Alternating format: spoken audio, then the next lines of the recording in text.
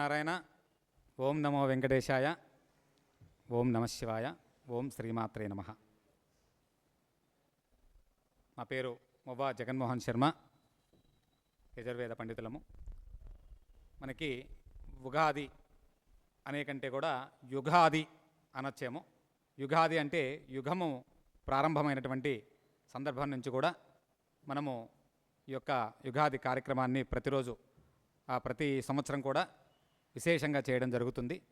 మరి ఇందులో భాగంగా ప్రధానంగా ఈ యొక్క ప్రతి యుగాదికి కూడా మనకు తెలుగు సంవత్సరాలైనటువంటి సంవత్సరములు 60 సంవత్సరములు మారుతూ ఉండగా దీంట్లో ఈసారి 40వ సంవత్సరమైనటువంటి శ్రీ పరాభవనామ సంవత్సరము అనేటటువంటి నూతన సంవత్సరంలోకి అడుగుపెట్టడం జరుగుతుంది. పర అనగానే మొట్టమొదట బయట వేరే అనేటటువంటిది. భవ అంటే ఒకటి మన యొక్క భావం వస్తుంది. అలాగే రెండోది అతి ముఖ్యంగా సుఖంగా ఉండడం అనేది కూడా వస్తుందన్నమాట. అయితే ప్రధానంగా ఏంటంటే పరాభవ.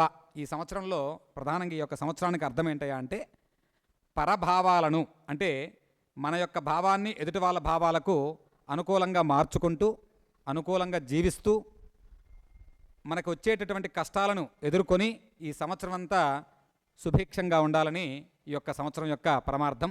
దీంట్లో ముఖ్యంగా ఈ యొక్క విశ్వావసునామ సంవత్సరం పూర్తి చేసుకొని, విశ్వావసునామ సంవత్సరంలో మనము చాలా చూసాం, యుద్ధాలని, అలాగే మనకు చాలామంది చాలా కష్టాలు, గొడవలు, కొట్లాటలు ఇలాంటివన్నీ కూడా చూసాం.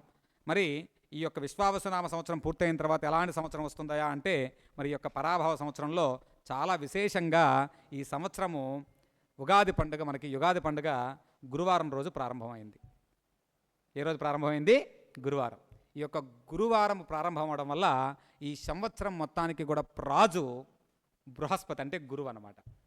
ఎప్పుడైతే ఈ యొక్క బృహస్పతి గురువుగా ఉన్నాడో, మా స్వతహాగా గురువు తెలివైనవాడు, విద్యావంతుడు, చక్కగా ఎట్లాంటి కార్యక్రమాన్నైనా కూడా నెరవేర్చుకొని రాగలిగినటువంటి వాడు. కాబట్టి ఈ యొక్క సంవత్సరంలో ఈ యొక్క బృహస్పతి యోగము చాలా యోగంగా ఉండి గురుబలం ఉండేటటువంటి వాళ్ళందరికీ కూడా ఇంకొద్దిగా బాగా, అంటే ఈ యొక్క అర్ధాష్టమ శని ఇట్లాంటి కొన్ని రాసులకు నడుస్తూ ఉంటుంది కదా, వీళ్ళందరికీ కూడా గురుబలంతో, బృహస్పతి యొక్క బలంతో ముందుకు వెళ్తుంటారు. ఈ సంవత్సరం అంతా కూడా ప్రకృతి పరంగా గురుబలంతో ఉండడం జరుగుతుంది. అలాగే ఈ పరాభవ నామ సంవత్సరానికి అధిపతి రాజు వచ్చేసరికి బృహస్పతి, అధిపతి కేతువు. ఈ యొక్క కేతువు అనేటటువంటి వాడు స్వతహాగా గండకారకుడు, అలాగే కొద్దిగా ఇబ్బంది పెట్టేటటువంటి వాడు అనమాట. కాబట్టి కొద్దిగా ఈ యొక్క కేతువు యొక్క ప్రభావం కూడా కొద్దిగా ఎక్కువగా ఉండేటటువంటి అవకాశం ఉంటుంది. అలాగే ఈ యొక్క పరాభవనామ సంవత్సరానికి చాలా విశేషంగా మనకి మంత్రి, ఎందుకంటే మనకు సలహాలు ఇచ్చేటటువంటి వాడు ఎవరు? సలహాలు ఇస్తేనే కదా ఏదైనా కూడా జరిగేది. రాజ్యాధికారంలో, రాజకీయ పరంగా కానీ, ఉద్యోగ పరంగా కానీ ఒక నాయకుడు ఉన్నాడంటే ఆ నాయకుడిని పక్క నుండి నడిపించేటటువంటి వాడు కూడా చాలా చాలా ముఖ్యం. ప్రధానంగా సలహా ఇచ్చేటటువంటి వాడు. మరి ఈ సలహా ఇచ్చేటటువంటి వాడు కూడా ఈసారి మంత్రి చాలా ప్రధానంగా కుజుడు అవ్వడం జరిగింది. ఎవరు? కుజ భగవానుడు. ఈ కుజుడు అంటే ఏంటి? అంగారకుడు అనమాట. ఈయన స్వతహాగా 5 వాటికి అధిపతి. ఒకటి మొట్టమొదట రుణాలకు అధిపతి. ఈ మంత్రి దేనికి అధిపతి? కుజుడు దేనికి అధిపతి? రుణములకు అధిపతి. అలాగే ఆరోగ్యానికి అధిపతి, కళ్యాణానికి అధిపతి, అలాగే సంతానానికి అధిపతి.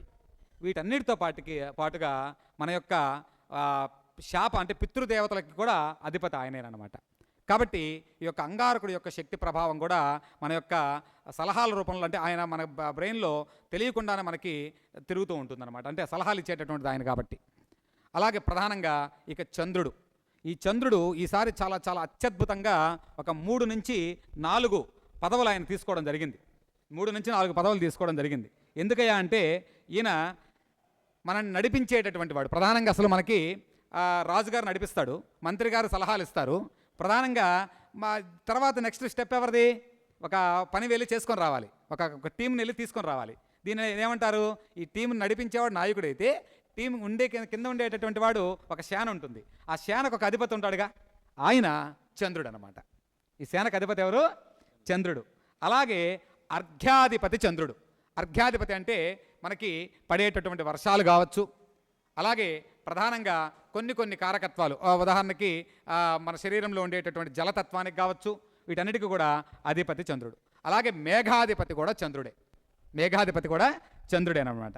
అలాగే నీరసాధిపతి సస్యాధిపతి ఇద్దరు కూడా శుక్ర భగవానుడు అనమాట. శుక్రుడు అంటేనే సకల శుభకార్యాలకు అధిపతి. ఈయన నీరసాధిపతి అవ్వడము, సస్యాధిపతి అవ్వడం వల్ల ఈ పరాభవ సంవత్సరంలో చాలా చాలా యోగవంతమైనటువంటి శుభకార్యాలు జరిగేటటువంటి అవకాశం ఉంటుంది. అలాగే రసాధిపతి సూర్య భగవానుడు. రసాధిపతి అంటే ఏంటి? ఈ యొక్క మన యొక్క భావాలు, తర్వాత అలాగే కొన్ని కార్యక్రమాలు, చేసేటటువంటి కార్యక్రమాలు, ఇట్లాంటివన్నీ కూడా. అలాగే ధాన్యాధిపతి బుధుడు.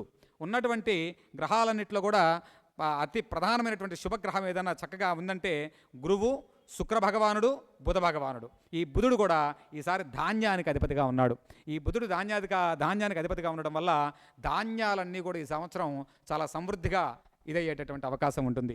చంద్రుడు మేఘాధిపతి అవ్వడం వల్ల వర్షాలు కూడా బాగా వర్షించేటటువంటి అవకాశం ఉంది.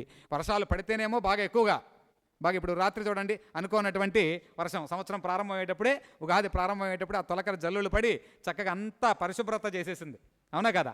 కాబట్టి ఆ యొక్క చంద్రుడి యొక్క అనుగ్రహంతో వర్షాలు కొద్దిగా బాగా పడి పంటలు కూడా సమృద్ధిగా పండేటటువంటి అవకాశం ఉంటుంది. అలాగే శుక్రుడి యొక్క అనుగ్రహంతో శుభ కార్యక్రమాలు చాలా చాలా యోగవంతంగా ఈ సంవత్సరం జరిగేటటువంటి అవకాశం ఉంటుంది. అయితే ఇక్కడ ప్రధానంగా ఈ సంవత్సరము మనకి ప్రతి సంవత్సరం కూడా కొన్ని గ్రహాలు కలుస్తూ ఉంటాయి. కొన్ని సంవత్సరాల్లో మనకేం జరుగుతుందంటే పంచమ గ్రహ కూటమి అంటారు. కొన్ని సంవత్సరాల్లో షష్టమ గ్రహ కూటమి, 6 గ్రహాలు ఒకే లగ్నంలో ఉంటాయి. కొన్నిసార్లు 5 గ్రహాలు ఒకే లగ్నంలో ఉంటాయి. ఈ సంవత్సరంలో పరాభవ సంవత్సరంలో చతుర్గ్రహ కూటమి ఏర్పడబోతుంది.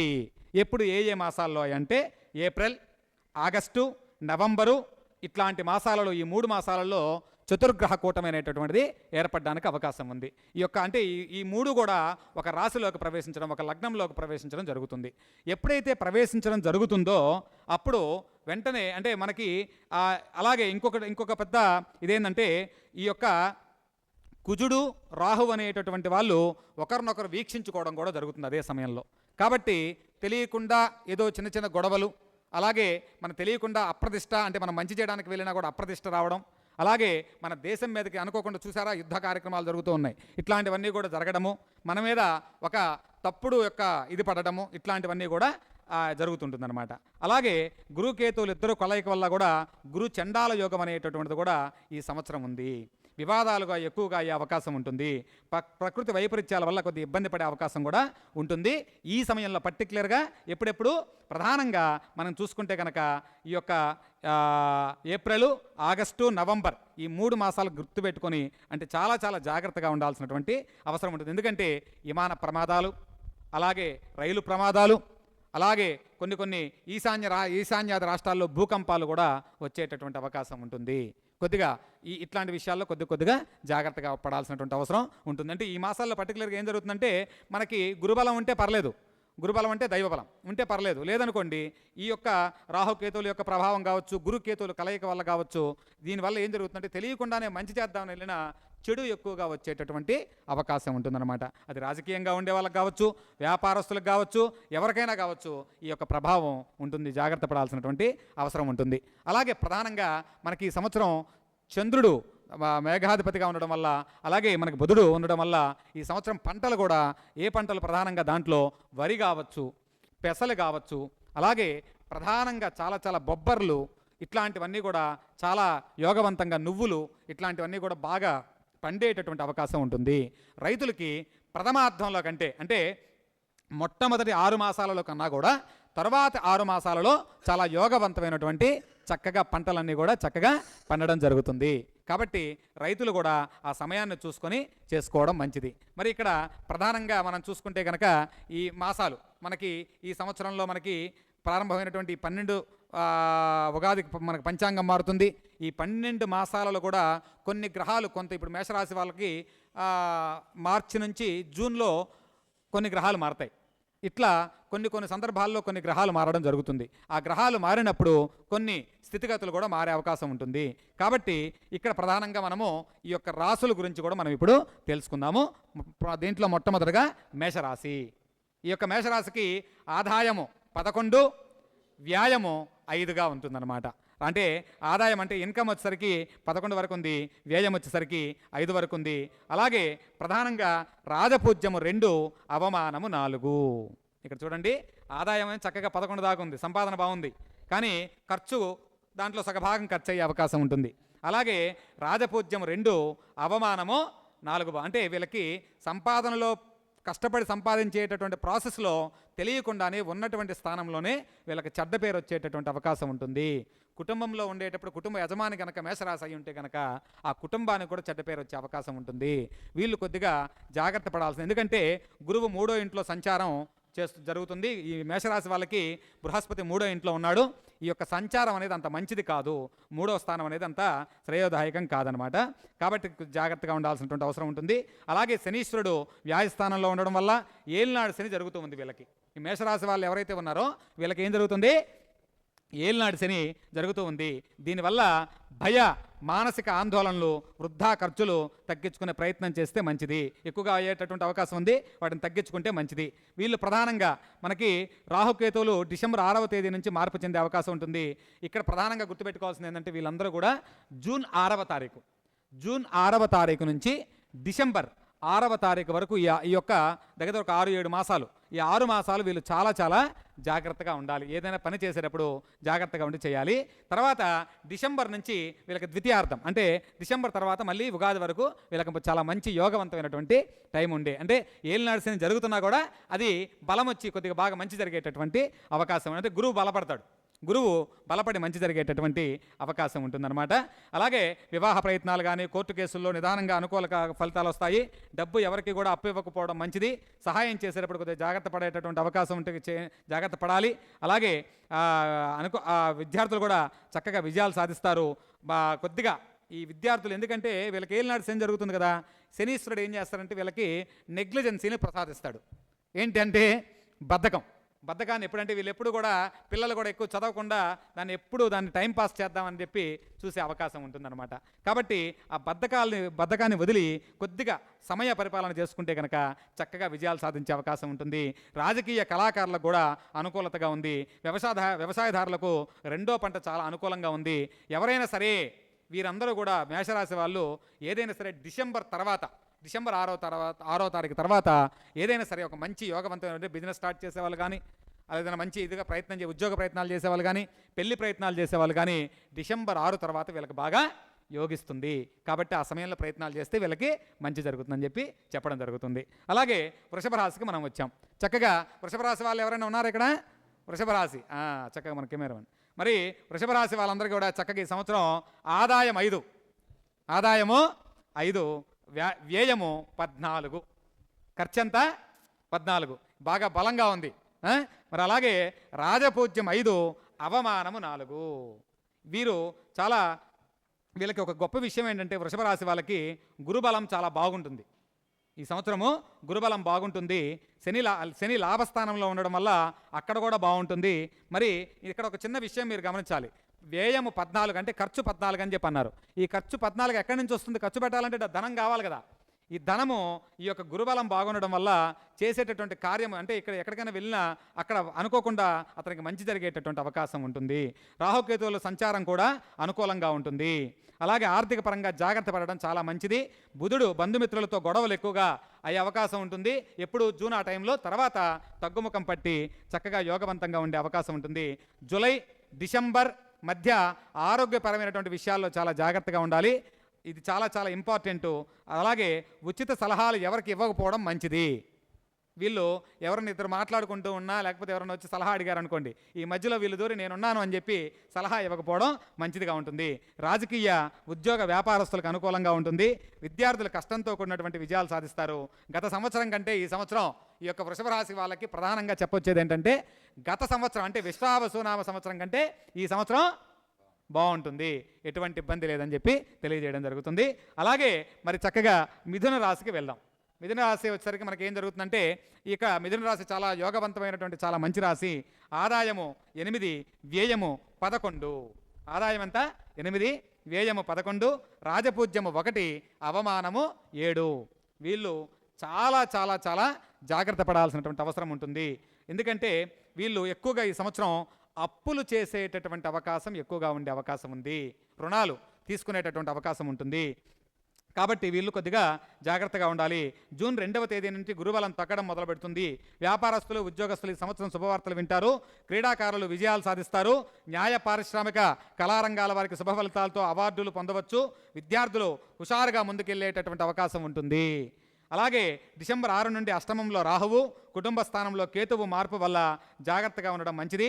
ఆరోగ్య సమస్యలు వచ్చే అవకాశం ఉంటుంది. వాహనాలు నడిపేటటువంటి వాళ్ళు, మిథున రాశి వాళ్ళు చాలా చాలా చాలా జాగ్రత్తగా ఉండాలి. పునర్వసు నక్షత్రం ప్రధానంగా, పుష్యమి నక్షత్రం అనేటటువంటి వీళ్ళు పునర్వసు నక్షత్రం ప్రధానంగా దీనికి ఎందుకు వస్తుందన్నమాట. ఈ పునర్వసు నక్షత్రం వాళ్ళు ఖచ్చితంగా బండ్లు నడిపేటప్పుడు చాలా చాలా జాగ్రత్తగా ఉండాల్సినటువంటి అవసరం ఉంటుంది. ఆరోగ్య సమస్యలు వచ్చే అవకాశం ఉంటుంది. వాహనాలు నడిపేవారు చాలా జాగ్రత్తగా ఉండాలి. వీళ్ళు ప్రధానంగా రాహుకేతువులకు జపం జరిపించుకొని శివాలయం దర్శనం చేసుకోవడం చాలా చాలా మంచిది.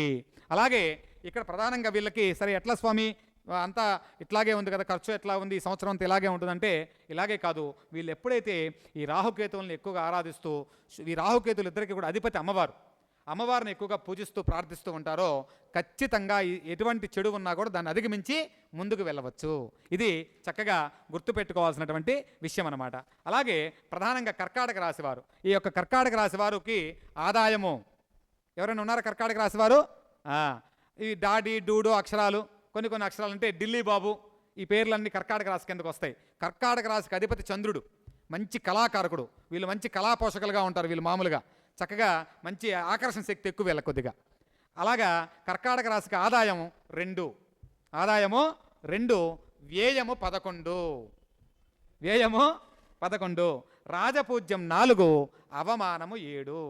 రాజపూజ్యం 4, అవమానం 7. అంటే మనం ఒక పని చేద్దామని వెళ్ళినప్పుడు మనల్ని పొగిడేవాడు ఒక 4% అంటే మనం ఎప్పుడెప్పుడు దించుదామని వెళ్ళిందని తొక్కేద్దామని చూసేవాళ్ళు ఒక 7 మంది ఉంటారనమాట. అంటే మనం చేసేటటువంటి పనిలో వెంచుతూ ఉంటారనమాట. తప్పులు ఎక్కువగా సెలెక్ట్ చేయడానికి చూస్తూ ఉంటారు. చాలా చాలా జాగ్రత్తగా ఉండాలి. కష్టపడి పని చేసేవారికి మంచి ఫలితాలు వస్తాయి. ఈ సంవత్సరం కుటుంబంతో ఎక్కువ సమయం గడపడానికి ప్రయత్నం చేస్తారు వీళ్ళు ఈ సంవత్సరం అంతా కూడా.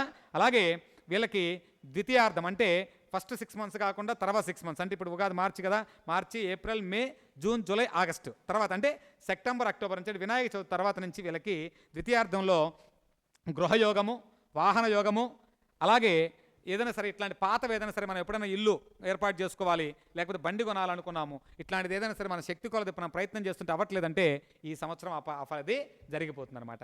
కాబట్టి గట్టిగా ప్రయత్నం చేయాలి. దీనికి ఏం చేయాలి? కొద్దిగా కష్టపడాలన్నమాట. అలాగా కలదు. విద్యార్థులు కూడా చక్కగా విజయాలు సాధిస్తారు. రాజకీయ నాయకులు, కళారంగం వారు, ఉద్యోగస్తులు, వ్యాపారస్తులు శ్రమతో కూడినటువంటి విజయాలు సాధిస్తారు. ఈ పాయింట్ బాగా అండర్లైన్ చేసుకోవాలి. ఎట్లాంటి విజయాలు సాధిస్తారు? హార్డ్ వర్క్తో కూడినటువంటి సక్సెస్ పొందుతారనమాట. హార్డ్ వర్క్ చాలా చాలా ఇంపార్టెంటు. అలాగే ఆరోగ్యం మరియు కుటుంబ సమస్యలు కూడా కొద్దిగా వచ్చే అవకాశం ఉంటుంది. కొద్దిగా జాగ్రత్తగా ఉండాలి. వీళ్ళు ప్రధానంగా ఎక్కువ ఎవరిని పూజించాలంటే ఒకటి లక్ష్మీనారాయణ స్వామిని, అలాగే వినాయకుడిని ఎక్కువగా పూజించాలి. ఈ కర్కాటక రాశి వాళ్ళు ఎక్కువగా ఎవరిని పూజించాలి? విఘ్నేశ్వరుణ్ణి ఎక్కువగా పూజించాలి. ఇంకా అలాగే మనకి మాస శివరాత్రి అని వస్తుంది, ప్రదోషకాల సమయం. ఈ యొక్క మాస శివరాత్రి రోజు సాయంత్రం పూట చక్కగా ప్రదోషకాలంలో అభిషేకం చేస్తూ ఉంటారు. ఆ సమయంలో కొద్దిగా రుద్రాభిషేకం చేయించుకుంటే ఎప్పుడైనా సరే 2 నెలలకు ఒకసారి 3 నెలలకు ఒకసారి శివాలయ దర్శనం చేసుకోవటం, నందీశ్వరుడికి అభిషేకం చేస్తుంటారు చాలా చోట్ల. ఆ నందీశ్వరుడు యొక్క అభిషేకంలో పార్టిసిపేషన్ చేయటం, ఆ విభూతిని బొట్టుగా ధరించడం వల్ల వీళ్ళకి మంచి జరిగేటటువంటి అవకాశం ఎక్కువగా ఉంటుంది. ఇది గుర్తుపెట్టుకోవాలి. తర్వాత సింహరాశికి చక్కగా ఈ యొక్క రాశికి అధిపతే రవి, అంటే సూర్య భగవానుడు అనమాట. మా, మీ, ము, మో అక్షరాలు. మా అంటే మదన్ మోహన్, లేకపోతే ఇట్లా మనకు చాలా పేర్లు ఉంటుంటాయి కదా వీళ్ళందరూ కూడా. అలాగే మోహన్ అనేటటువంటి పేరు. ఇట్లాంటి ఆదాయం 5, వ్యయము 5, రాజపూజ్యం 7, అవమానము 7. వీళ్ళు ఈ సంవత్సరం చాలా చాలా ప్రధానంగా చాలా గుర్తుపెట్టుకొని చాలా ఇంపార్టెంట్గా ఉండాల్సినటువంటి వాళ్ళు సింహరాశి వారు. వీరు అష్టమ శని ప్రభావం ఎక్కువగా ఉంటుంది ఈ సంవత్సరం వీళ్ళకి. అష్టమ శని, ఈ అష్టమ శని అనేది ఏలినాటి శని అన్నా కొద్దిగా పవర్ అనేది కొద్దిగా తక్కువ చూపిస్తూ ఉంటుంది. కానీ అర్ధాష్టమంలో కనుక శనీశ్వరుడు కనుక ఉంటే ఆ శక్తి అనేది చాలా పవర్ఫుల్గా ఉంటుందన్నమాట వీళ్ళకి. అదొకటి. రెండోది ప్రధానమైనటువంటి సమస్య ఏంటంటే వీళ్ళకి అర్ధాష్టమ శని అయితే ఒక పక్క అయితే, రాహుకేతువుల యొక్క బలం వీళ్ళకి చాలా తక్కువగా ఉంటుంది. కాబట్టి గురుబలం కూడా తక్కువగా ఉంటుంది. ప్రధానంగా వీళ్ళు గుర్తుపెట్టుకోవాల్సినటువంటి విషయం ఏంటంటే డబ్బులు ఎవరికి ఇవ్వకూడదు. అలాగే కొత్తగా ఎవరి దగ్గర నుంచి అప్పులు చెయ్యకూడదు. ఇది చాలా చాలా ఇంపార్టెంట్ విషయము. అప్పులు చేయకూడదు. ఖర్చుల విషయంలో చాలా చాలా జాగ్రత్తగా ఉండాలి. ఎదుటివారితో మాట్లాడేటప్పుడు ఓర్పు సహనంతో మాట్లాడాలి. ఎందుకంటే వీళ్ళకి తెలియకుండానే ఎదుటి వాళ్ళతో గొడవ పెట్టేసుకుంటారు. వీళ్ళకి సింహరాశి వాళ్ళకి ఎలా ఉంటుందంటే ఈ సంవత్సరం వీళ్ళు ఒక నలుగురు ఉన్న చోటకి వెళ్ళారు. ఉన్నప్పుడు ఏముంది అట్లా మాట్లాడుతూ ఎవరు సడన్గా ఫైర్ అయిపోతారు అనమాట. అంటే వీళ్ళ గురించి తప్పుగా అర్థం చేసుకుంటారు. తప్పుగా అర్థం చేసుకొని అది మనసులో పెట్టుకుంటారనమాట. కాబట్టి ఇక్కడ సింహరాశి వాళ్ళు ఎవరైనా ఉన్నారా? కాబట్టి తప్పుగా అర్థం చేసుకునే అవకాశం ఉంటుంది. కాబట్టి అది ఉగాది నుంచి కూడా ప్రారంభమయ్యే అవకాశం ఉంటుంది. కాబట్టి గుర్తుపెట్టుకోవాల్సినటువంటి ఇది ఉంది. అలాగే వీళ్ళకి ఉండవలను వ్యాపారస్తులు, ఉద్యోగస్తులు, పారిశ్రామికవేత్తలకి లాభ నష్టాలు సమాంతరంగా ఉంటాయి. ద్వితీయార్థంలో చక్కగా బాగుంటుంది. విద్యార్థులు కొద్దిగా బాగా కష్టపడాలి. ప్రధానంగా ఈ సంవత్సరం ఏంటంటే కర్కాటక రాశి వాళ్ళు అలాగే సింహరాశి వాళ్ళు కొద్దిగా పరాభవ సంవత్సరంలో చాలా చాలా జాగ్రత్తగా ఉండి చాలా డబ్బుల విషయంలో చాలా కేర్ఫుల్గా ఉండాలి. మాట్లాడేటప్పుడు ఒక మాట వదిలేటప్పుడు చాలా జాగ్రత్తగా మాట్లాడి జాగ్రత్తగా మళ్ళీ ఎదుటి వాళ్ళ దగ్గర నుంచి కూడా అదే విధంగా మనం తీసుకోగలగాలి. అలాగే తులారాశి వాళ్ళు రా, రి, రు, రో అక్షరాలు రమేష్, రాజేష్ ఇలాంటి పేర్లు కలిగినటువంటి వాళ్ళు తులారాశి వాళ్ళు ఆదాయము 5, వ్యయం